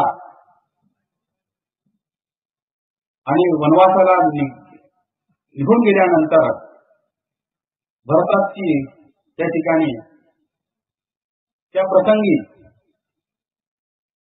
त्याला जाणीव होते आणि तो त्या ठिकाणी उद्विग्न होतो की खरा वारसदार तर श्रीराम असताना, मोठा भाऊ असताना आणि मला हे राज्यावर का बसवलं किंवा मला हे आग्रह का करतायत. त्या ठिकाणी त्या अयोध्येचा राजा होण्यासाठी भरताने नकार दिला की मी या पदाचा नाही, मी या पदाचा लायक नाही. पहा, राज्यपद भेटत आहे परंतु भरत नकार देत आहे. आणि त्या प्रसंगी वनवासात गेलेल्या श्रीरामाला आणण्यासाठी भरत वनवासात गेलेले आहेत. गाव सोबत आलं, तुम्ही एकटेच नाही, आम्ही सोबत येतो तुमच्या भरतासोबत. त्याला गाव निघालं, तरी अयोध्या निघाली. आणि त्या प्रवासामध्ये एक नदी लागली आणि नदीमध्ये पाणी आहे, नदी वाहत आहे आणि त्या पलीकडच्या काठावर जाण्यासाठी नावेची आवश्यकता आहे. आणि तिथे श्रीरामाला भेटलेला नावी, जो नाव चालवणार आहे, जो केवट त्याचं नाव आहे, तो केवट त्या नदीच्या किनाऱ्यावर भरताला भेटत आहे. आणि त्याला समजलं की हा तर श्रीरामाचा भाऊ आहे. श्रीरामाला वनवासात पाठवलं आणि इथे सारं गाव घेऊन वनवासात आला म्हणजे याच्या मनामध्ये काहीतरी वाईट विचार आहे असं त्याला वाटलं, त्या केवटाला वाटलं. आणि मग त्याला वाटलं की आता बंधू आहे, भाऊ आहे, भावाबद्दल आपण त्याच्या मनामध्ये असं कसं काय, त्याच्याबद्दल असं कसं काय विचारावं. म्हणून त्याने त्या प्रसंगी त्याची ओळख करून घेण्यासाठी त्याच्या मनामध्ये नेमकी काय विचार सुरू आहेत म्हणून तो म्हणतो की थोडा बसा म्हटलंय, मी तुमचा पाहुणचार करतो. तो काय म्हणतो, नावाडी त्या सगळ्या भरतासोबत आलेल्या लोकांना पाहुणचार करतो, बसा म्हणून त्याने विनंती केली. आणि त्याने 3 प्रकारचा आहार मागवला. त्यामध्ये फळं आहेत, त्यामध्ये मसाल्याचे पदार्थ बनवलेले काही पदार्थ आहेत आणि काही नॉनव्हेज सुद्धा पदार्थ त्या ठिकाणी त्याने आणले बनवून. आणि 3 ताट भरतासमोर त्याने ठेवले. ओळख करायची आहे की हा कोण्या विचाराने इथे आलेला आहे. आणि त्या प्रसंगी आता भरत म्हणजे तो सज्जन आणि निर्मळ मनाचा, त्याच्या लक्षामध्ये आलं की हे काय आणलेलं आहे समोर. आणि तो केवळ त्याला म्हणतो की अरे बाबा, तू एकदा माझ्या श्रीरामाला भेटलास तर तुझं एवढं प्रेम माझ्या श्रीरामावर, मी तर त्याच्यासोबत लहानपणापासून आहे. तुझ्या मनात जो विचार येत आहे तो विचार तू का करतोयस? श्रीरामावर माझं सुद्धा प्रेम आहे. तुझं तसं एका भेटीत एवढं प्रेम निर्माण झालं की माझ्या श्रीरामाला हा बरं वाईट तर करणार नाही, म्हणून तू या काठावरून त्या काठावरून सोडण्यासाठी तू विचार करत आहेस. भरताने ओळखलं आणि भरताने फक्त फळाला हात लावला आणि त्या ठिकाणी सगळे पदार्थ बाजूला सारले. आणि त्या प्रसंगी भक्ती करणारा लक्ष्मण, श्रीरामाची भक्ती करणारा, सर्व भरताच्या त्या सैन्याला पाहून, भरताला पाहून तो क्रोधिष्ठ झालेला आहे. इथे अयोध्येमध्ये तिथे वाद, आता इथेही वनवासामध्ये येऊन हा वाद घालणार, युद्धासाठी तो त्या ठिकाणी तयार होत आहे. म्हटले आता याचा चांगलाच मी मागमूस घेतो, म्हणून तो युद्धासाठी तयार झालेला लक्ष्मण. परंतु श्रीराम आहेत आणि भरताला चांगलं ओळखतायत. पहा, दोन बंधू, त्या बंधूचा स्नेह पहा, आदर्श असं स्नेह. एक भाऊ मोठ्या भावाला आग्रह करतोय की तुम्ही राज्यावर बसा, आणि मोठा भाऊ भरताला सांगत की मला वडिलाची आज्ञा आहे, की आज्ञा पूर्ण केल्याशिवाय मी तिकडे येणार नाही. दोघेही त्या वचनात बांधलेले आहेत. आणि त्या प्रसंगी भरताने श्रीरामाच्या पादुका ठेवून राज्य चालवलं, परंतु राज्यपद त्या ठिकाणी त्याने उपभोगलं नाही. त्या साधनेमध्ये, त्या त्रेतायुगामध्ये त्या भावांनी केलेली भक्ती होती, लक्षात ठेवा. ते उदाहरण देण्याचं एवढंच कारण आहे. त्या त्रेतायुगामध्ये वडीलबंधूची भक्ती करणे हा त्यांचा धर्म होता. इथे आमच्या समोर प्रत्यक्ष चैतन्यावर परमेश्वर असताना त्या परमेश्वरावर आपलं किती प्रेम असायला पाहिजे बरं. त्या परमेश्वरावर सर्वस्व आम्ही समर्पित केलं पाहिजे. तन मन धन त्या परमेश्वराला समर्पण, अशी भावना आपल्या प्रत्येकाची असली पाहिजे. त्या भगवंतासाठी आमचं सर्वस्व, देह, इंद्रिय, मन, बुद्धी त्या परमेश्वराच्या कार्यासाठी जेव्हा प्रती होतील, तेव्हा तो परमेश्वर चारही बाजूने आपल्या सर्व क्रियेचा स्वीकार करत असतो. भगवंत म्हणतात, तयाचे उठले बसणे येथूनही वाया नव्हते. जो सर्वस्व समर्पित करतो, सर्व इंद्रियाने फक्त परमेश्वरच विषय धारण करतो, त्या भक्ताचे कोणतेच कर्म निष्फळ जात नाहीत. त्या कर्माचा भगवंत स्वीकार करतो. तो अटन करत असेल, पायी चालत असेल, त्या पावलाचाही सुद्धा भगवंत स्वीकार करतो. तो विजनी बसला असेल, त्या विजनाचाही स्वीकार आहे. तो धर्मवार्ता करत असेल, त्या सर्वच विधीचा तो परमेश्वर स्वीकार करत असतो. तो निद्रा घेतो आहे, त्या निद्रेचाही भगवंत स्वीकार करतो. म्हणून त्या परमेश्वरासाठी आम्हाला भक्त होता आलं पाहिजे. देव तर सर्वदा सर्व काळ आहेच आहे. फक्त गरज आहे ती खऱ्या भक्तीची, खऱ्या भक्ताची. जे भक्त पूर्व परंपरेमध्ये होऊन गेले, त्या भक्तांच्या पायरीवर पाऊल आम्हाला ठेवता आला पाहिजे. सर्वज्ञ श्री चक्रस्वामींच्या संविधानामध्ये माणसं विद्वान तर भक्त झालेच, अहंकारी असणारा मनुष्य महिमभट्टासारखा चुलीची राख काढतो, किती बदल झाला. श्री नागदेवाचार्यांसारखा सप्त व्यसनी असणारा श्री नागदेवाचार्य देवाच्या सेवेमध्ये रात्रंदिवस त्या ठिकाणी रचत होत आहे. अत्यंत आवडी देवाला समर्पित करत आहेत. देवाशिवाय जगणं त्यांचं त्या ठिकाणी कासावीस होत आहे. जेव्हा देव उत्तरापर्यंत निघून गेले तेव्हा मूर्छित होऊन असणारे देवाचार्य भानकिरीच्या त्या रानामध्ये पडले होते. मदश्री चक्रधर द्या म्हणून भिक्षावतरी लोकांना श्री चक्रधर द्या म्हणून शब्द आणि हाक मारत होते. ही त्या भक्ताची ही आवडी माणसं तर बदलत होती. भक्त बाईचा ज्या बाईसांमध्ये त्रिदोष होते त्या दोषांचं निरसन करून भगवंताने त्या ठिकाणी भक्तीचा संचार केला आणि त्या बाईसांमध्ये अमूलाग्र बदल झाला. ती माणसं बदलली होती आणि देवाच्या श्रीचरणावर ते आपलं जीवन समर्पित करत होती. भक्तीचे असे अनेक उदाहरण लेभट्ट भंडारेकरांसारखा भक्त या चरित्रामध्ये पाहायला भेटतो. इतकंच काय, माणसात काय, परंतु पशु पक्षी सुद्धा देवाच्या त्या चरणावर नतमस्तक होत होते, त्या श्रीमूर्तीला वेगत होते. आज आमच्या या नेत्राला तो परमेश्वर दिसत नाही, परंतु तो निश्चितच तो कानाने आणि हृदयाने भावनेतून तो आम्हाला आठवण्यास निश्चित योग्य आहे. आम्हाला निश्चित तो भगवंत आठवता येऊ शकतो. सर्वज्ञ श्री चक्रधर स्वामींच्या संधानामध्ये असणारा डांगरेश नावाचा कुत्रा जो प्राणी आहे, जो मुका प्राणी आहे, ज्याला बोलता येत नाही,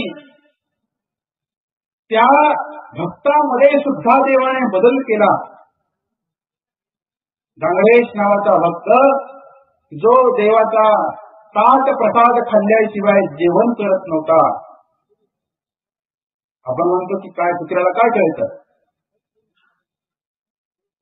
त्या कुत्र्यांमध्ये सुद्धा भक्तीचे संस्कार असतात, प्राण्यांमध्ये सुद्धा संस्कार असतात भक्तीचे, ते सुद्धा समर्पण करतात. आणि त्या डांगरेशाच्या त्या कृतीमध्ये ही भक्ती आम्हाला पाहायला भेटते. पहिला भास त्या देवाच्या प्रसादाचा खावा आणि नंतर ती भाकरी खावी, टाकलेली ठेवलेली भाकरी खावी, त्याशिवाय तो भाकरी खातच नव्हता.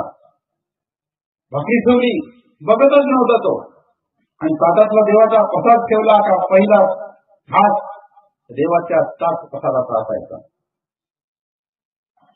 ही त्याची आवडी, ही भक्ती माझ्या अंतःकरणात कधी निर्माण होईल, त्या भगवंताचा ताट प्रसाद, त्या भगवंताचं सन्निधान मला कधी प्राप्त होईल, ही आज नामस्मरणातून आम्हाला निर्माण झाली पाहिजे. दर्शनाची ओढ लागली पाहिजे. जो सहस्रातून राजा देवाची सेवा करतो आहे, हाताने धूप दाखवतो आहे, आपल्या छोट्या हातावर इंगळ घेऊन धूप दाखवण्याची सेवा करतो, देहाचं धुपट न करून देवाला धूप दाखवतो, अशी समर्पित भावना माझ्या सेवेत कधी, माझ्या शरीरामध्ये कधी कधी येईल, ही भावना आमच्या अंतःकरणात निर्माण झाली पाहिजे. असा भक्त देवाला अभिप्रेत आहे, अशी भक्ती देवाला अभिप्रेत आहे. समर्पणाची वृत्ती आमच्या कृतीमध्ये आली पाहिजे. आणि यासाठी अनेक भक्त आम्हाला पाहायला भेटतात. त्यामध्ये हा मुका प्राणी आणि एक दिवशी स्वामी श्री चक्रधर प्रभू काही कारणास्तव, माणसं आहेत आणि माणसं स्वतःला खूप मोठी समजतात, शहाणी समजतात, आणि कधी कधी देवाचं पण ऐकत नाहीत. देवाच्या सन्निधानामध्ये राहून सुद्धा सन्निधानी असन्निधान असतं, आज्ञेत नसतात. काही अशी माणसं असतात, इथे आल्यानंतर सुद्धा कितीही ओरडून सांगितलं तरी ते इथे येणार नाही, ते बाहेरच बसणार. पेंडॉल मध्ये या म्हणून 10 वेळा तरी पुकारलं तरी ते बाहेरच बसणार, म्हणजे इथे आल्याने ऐकणारच नाही. हा त्यांचा स्वभाव असतो काही काही लोकांचा. देवाच्या सन्निधानामध्ये सुद्धा होते, इथलं काय घेता तुम्ही, इथे तर ही विकृती आपल्याला पाहायला भेटणारच आहे. अवसर काळी सुद्धा आम्हाला उपस्थित होता येत नाही, आणि त्या प्रसंगी देवाच्या सन्निधानामध्ये असून सुद्धा देवाचं म्हटलेलं करता येत नव्हतं. देव उदास होत होते अनेक वेळा.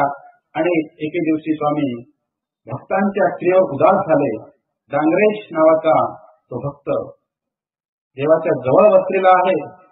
स्वामी सर्व भक्तांना उद्देशून म्हणतात, तुम्ही आमच्या सन्निधानामध्ये राहून तुम्ही इष्ट काही जोडत नाही, या अनिष्टच खूप जोडता. म्हटले एक काम करा तुम्ही, आता तुम्ही अवघे येथून जा, आमच्या सन्निधानातून तुम्ही बाहेर जा. म्हटले लांब जा कुठेतरी निघून.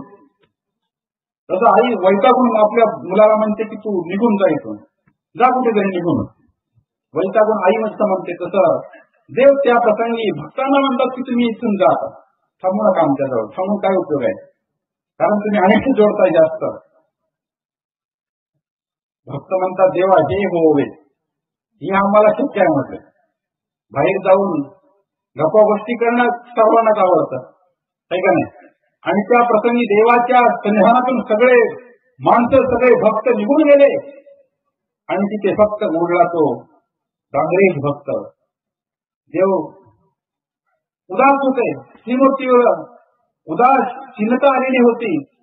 आणि रागामध्ये एखाद्या बालकाला बोलावं भक्ताला तुम्ही म्हणतात की डांगरे या, तुम्ही पण जा. म्हटले तुम्ही पण थांबू नका आमच्या जवळ, तुम्ही जरी का थांबले, गेले सगळे ते गेले तसे तुम्ही पण जा कुठेतरी निघून.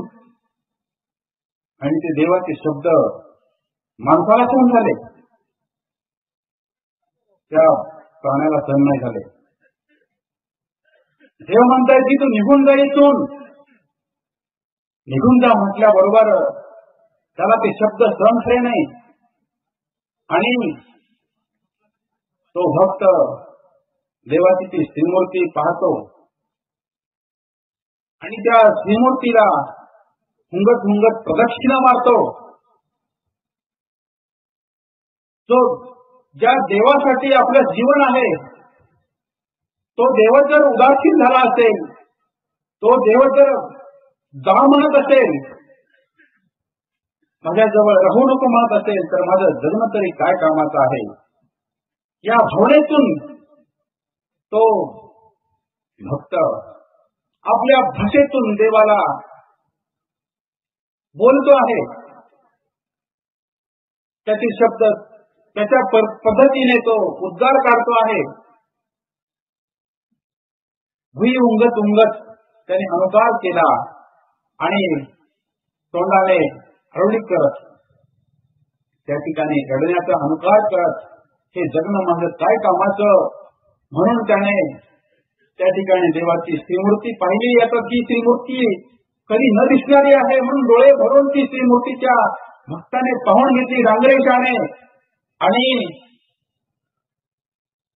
काही अंतरावर ओढा होता, त्या ओढ्यामध्ये चिखल होता आणि त्या चिखलामध्ये हा भक्त तोंड खुपसून त्या ठिकाणी आपला प्राण तो त्याग करण्यासाठी त्या ठिकाणी तो गेलेला होता. आणि ते त्या ठिकाणी सगळं त्या भक्ताने तसंच केलं.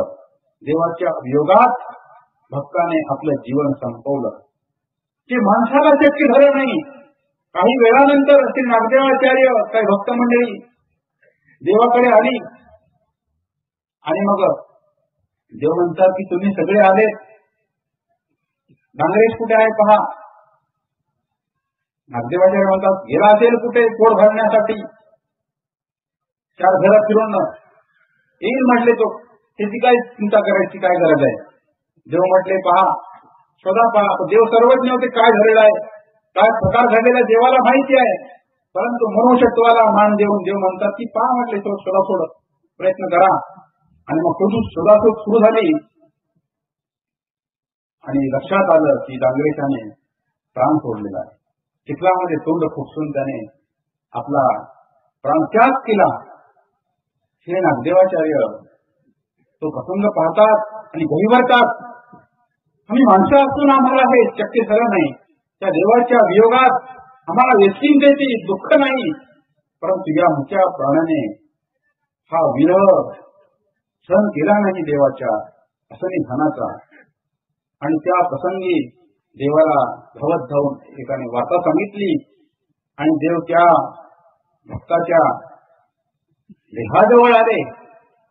त्या डांगरेशाला आपल्या मांडीवर देवाने घेतलं, कुसंगळीये घेतले, कुरवाळलं त्या भक्ताला देवाने, प्राण्याला कुरवाळलं देवाने. भक्त आहे तो, कोण्याही योनीत असेल त्याचा संस्कार त्या भक्तीचा त्या योनीमध्ये जन्माला आला होता, उदयाला आला होता. बदल हा कोण्याही प्रसंगी भगवंताला करता येऊ शकतो. आणि त्या प्रसंगी त्या डांगरेशाचं उदाहरण देतात, तुम्हा परी हे सुने चांग, तुमच्यापेक्षा म्हटले हा कुत्रा चांगला आहे, ज्याला आमचा वियोग सण होत नाही, तुम्हाला आमचा वियोग सण होऊ शकतो. ही अशी भक्ती साधना, असा हा भक्त देवाला अभिप्रेत आहे. या प्रसंगातून आम्ही थोडं आत्मपरीक्षण करायचं आहे, आम्ही कुठपर्यंत आहोत. ही आवड, ही प्रीती, ही भक्ती, हे प्रेम त्या भगवंतामध्ये निर्माण होतं का? आमचे विषय, आमचे आवडीचे विषय अनेक असतात, आमचं मन अनेक ठिकाणी विभागलेलं असतं, परंतु अंतर्गाभ्यामध्ये तो परमेश्वराच आपला अधिष्ठित झाला पाहिजे अंतःकरणामध्ये. असा हा भक्त देवाला अभिप्रेत आहे. म्हणून मन दिया तो सब दिया, देवाला मन समर्पित करणं अत्यंत आवश्यक आहे. या मनुष्य जन्मामध्ये आम्हाला ह्या गोष्टी शक्य आहेत. देवाला ही भक्ती, अशी भक्ती अभिप्रेत आहे.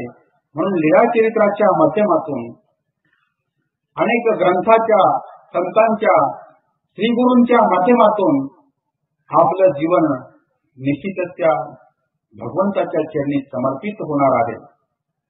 त्यांच्या मार्गदर्शनातून, ज्ञानातून, भक्तीतून, विराम गुणातून त्या परमेश्वराचा मोक्ष मार्गाचा हा प्रवास आपला निश्चितच सुकर होणार आहे.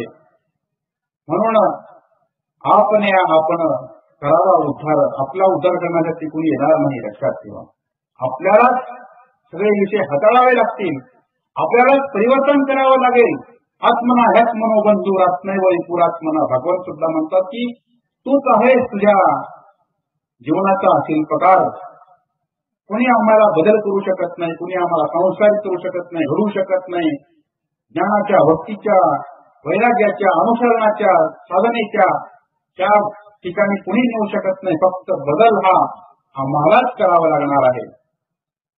स्वातंत्र्य आहे जीवाला दिलेली ही, आणि सुधारण्याची संधी इथेच आहे.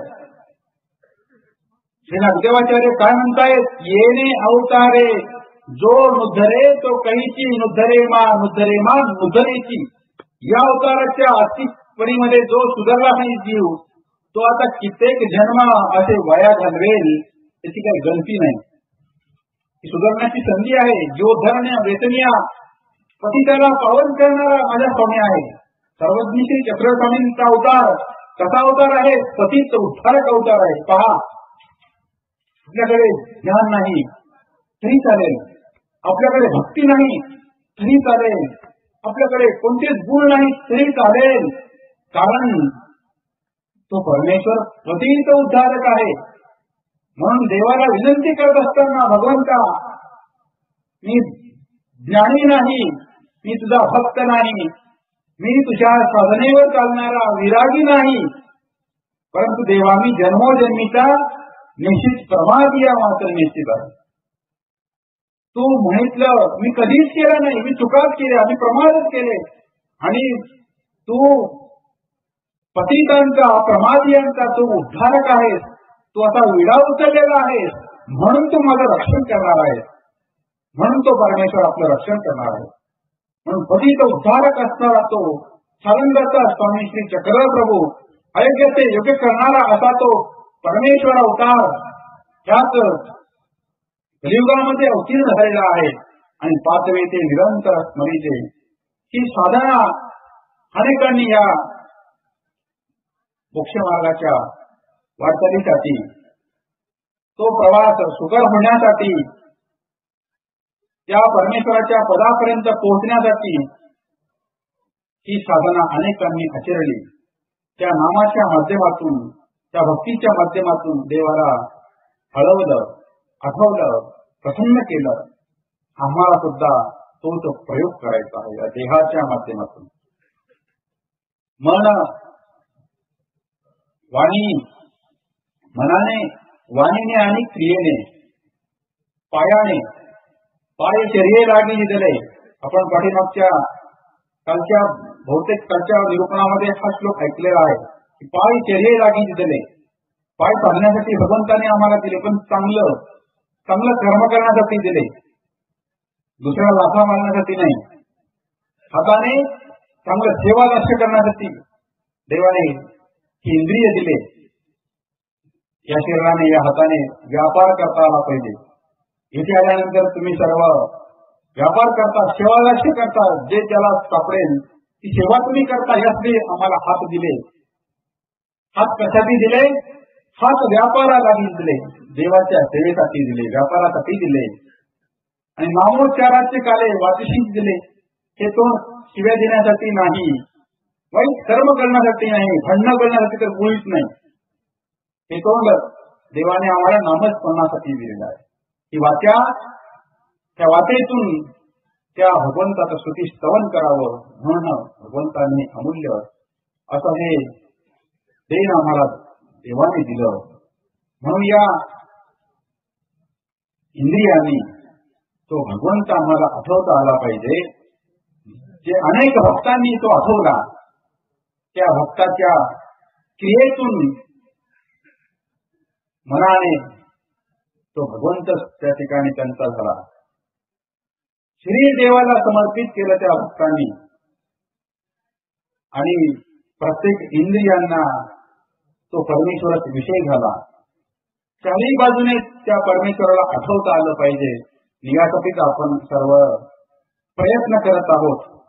आणि त्या साधनेमध्ये आम्हाला ती अवस्था प्राप्त व्हावी अशी आपण ईश्वराला प्रार्थना करूया की ती भक्तीची अवस्था, त्या भक्तीची अवस्था आम्हाला प्राप्त झाली पाहिजे. त्या भक्तीनंतर दुसरी कोणती अवस्थाच नाही. उच्च अवस्था, आनंदाचे दोही आनंद तरंग, नवम नवम तम मुद्रम तथापि, असा तो आनंद त्या भक्ती रसामध्ये आम्हाला प्राप्त होणार आहे. प्रेम स्वरूप असणारा तो परमेश्वर जीवाकडून, देवतेकडून काय अपेक्षा करणार आहात आपण? जीव जर अज्ञानी आहे, जीव जर रिता आहे, जीवाकडून काय अपेक्षा करणार? जीव काय आम्हाला प्रेम देणार? संबंधी, नाते गोते हे यांचे सगळे स्नेह हे अपेक्षाभूत आहेत. आणि देवतांचे सुद्धा जे काही स्नेह आहे, जे देवतांचे अभिमानात्वाचे कार्य आहेत, हे सुद्धा अपेक्षाभूत आहेत. निरपेक्ष असणारा तो फक्त परमेश्वरच आहे. म्हणून स्वामी भृत्य संबंध अनादीचा तो परमेश्वर आपला अनभित बंधू आहे. आणि असा अनभित बंधुत्वाचं नातं आम्हाला जोपासता आलं पाहिजे. आज तिळगुळ घेण्याचा दिवस आहे. तिळाची स्निग्धता आणि गुळाचा गोडवा आम्हाला देवाला समर्पित करता आला पाहिजे. हे स्नेह आणि आपल्या वाचेतून येणारा गोडवा भक्ताच्या कृतीमध्ये आला पाहिजे. सर्वज्ञ श्री चक्रस्वामी ते नागदेवाचार्यांना म्हणतात, तुम्ही महात्मे आहात आणि तुम्ही वाचेने दुसऱ्यांना दुखवता. लोणीच्या प्रसंगी श्री नागदेवाचार्याच्या पुजाऱ्याला म्हणतात की स्वामी आज्ञा करतात, त्यांना बोलवा. हे गेले, त्यांना म्हणतात की आगा आगा आहे गुरुवा. काय म्हणतात ते? आगा आहे गुरुवा, अरे इकडे रे, तुला देव बोलवतायत, ए पूजाया. त्या ठिकाणी गुरव शब्द उच्चारतात, उपासात्मक शब्द त्या ठिकाणी प्रयोग करतात. आणि देवाला ते बिलकुल आवडत नाही. देव म्हणतात तू महात्मा आहे आणि तुला शोभताच आहे अरे कार्य करणं. तुम्ही महात्मे, तुम्ही प्रिय वक्त्या पाल. आज सुद्धा आपण सर्वांकडून तीच अपेक्षा केली, तिळगुळ घ्या, गोड गोड बोला, आहे का नाही? तर आता हा गोडपणा भक्ताच्या जीवनामध्ये आला पाहिजे. तो भक्ताच्या जीवनामध्ये आला पाहिजे असं नाही, तो सर्वांच्या जीवनामध्ये आला पाहिजे. तरच ह्या जीवनामध्ये खरं प्रेम आणि खरं सौख्य नांदणार आहे. म्हणून प्रपंच असो की परमार्थ असो, प्रेम हेच माणसाच्या जीवनाला जगण्यासाठी आधारभूत आहे. माणूस जगतो कशासाठी? त्याला प्रेम भेटतं. कुठेतरी त्याचा स्नेहाचा धागा असतो म्हणून तो जगत असतो. कुणीतरी स्नेह देत असतो त्याला, अल्प स्वल्प परीने का होईना, कुणाच्या तरी माध्यमातून त्याला स्नेह भेटतं म्हणून तो जिवंत असतो. म्हणून असा हे स्नेह त्या भगवंतापर्यंत आपलं पोहोचावं अशी ही प्रतिकारणता आपली त्या परमेश्वराच्या चरणापर्यंत आपली पोहोचली पाहिजे. तो देवाचा पदार्थ देवाला आम्हाला अर्पण करता आलं पाहिजे. ईश्वर अर्चन आम्हाला करता आलं पाहिजे. देवाला आपण तिळगुळ अर्पण केले का सर्वांनी? देवाला तिळगुळ राहिले का सर्वांनी? माणसाला तर आपण वाचतो देव देतोच घरातल्या कुटुंबातील लोकांना, परंतु देवालाही दिलं पाहिजे. देव त्या ठिकाणी घेणाराच आहे. तो भावग्राही परमेश्वर आहे. भावाईतांचा गुळ देवाने स्वीकार केला काय? देव म्हणतात की भाई तुमचा गुळ कुठे गेला? आई आहे, सोबत दुसरी एक माता आहे, तिघांसाठी 3 गुळभेली घेतलेल्या आहेत, देवाच्या दर्शनासाठी आलेल्या आहेत. आणि त्या प्रसंगी तिन्ही गुळभेली घेऊन येत असताना अचानक एके ठिकाणी एकीचा गुळ एका वासराने खाल्ला आणि मग राहिल्या 2च गुळभेली. माणसं होती 3, गुळभेली होत्या 2. आणि मग 3 जणी देवाकडे आल्या. देवाला दोघीने तो गुळ अर्पण केला. साधारीता मात्र कोपऱ्यात बसून दुःख व्यक्त करू लागले की मी अशी निदैवी, माझाच गुळ वासराने खाल्ला, देवाला मला अर्पण नाही करता आला, दुःख व्यक्त करत आहे. आणि त्या प्रसंगी देव म्हणतात बाई तुमचा गुळ काय झाला? तुम्ही का बरं आम्हाला गुळ देत नाही? आणि त्या प्रसंगी साधारीता म्हणते देवा झालं असं की रस्त्याने येत असताना असं झालं. आणि मग तिन्ही मधली एक गुळभेली वासराने खाल्ली. मग आता कोणाची नेमकी खाल्ली? आईची खाल्ली म्हणून की बाईची खाल्ली म्हणून? खाल्ली माझी निदैवीची. जेव्हा म्हणजे माझीच गुळभेली खाल्ली आणि त्यामुळे मी काय आपल्याला अर्पण नाही केली. देव म्हणतात हे घ्या म्हटले गुळभेली आणि आम्हाला अर्पण करा. त्या प्रसंगी साधायचा माता म्हणते देवा तुमचं तुम्हाला कसं अर्पण करावं? त्यावेळी देव म्हणतात की तुमचं काय आहे इथे? देव म्हणतात की साधे हो, हे सगळंही देवाचे, कुणाचंच काही नाही इथे. आम्ही देतोय ना तुम्हाला, हे घ्या. कवनाचे काही असे, कोण्या जीवाकडे काय आहे, कोण्या देवतेकडे तरी काय आहे? कुणाचंच काही नाही. सत्ता फक्त त्या परमेश्वराची आहे. म्हणून भगवंत म्हणतात या सृष्टी तलावरचे, पृथ्वी तलावरचे जे जे काही सगळे पदार्थ आहेत ते पहिले परमेश्वराचे आहेत. देवता शक्ती सुद्धा परमेश्वराच्या आधिपत्याखाली कार्य करणारे आहेत. देवतांच्या त्या दासी आहेत. जीव सुद्धा देवाचेच आहेत. स्वामी भक्त संबंध अनादिका देव म्हणतात. बालकाप्रमाणे जीवाकडे देव पाहतात आणि प्रपंच तो तर देवाच्या क्रतू धर्माने विस्तारलेला आहे. म्हणून भगवंत म्हणतात की आमच्या प्रवृत्तीने हे सगळं विस्तारलेलं आहे.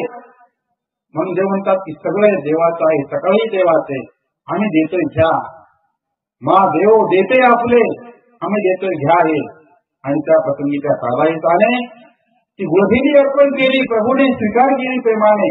तो प्रेम स्वरूप असणारा भगवंत भक्ताच्या अंतःकरणातला भाव धरणारा आहे.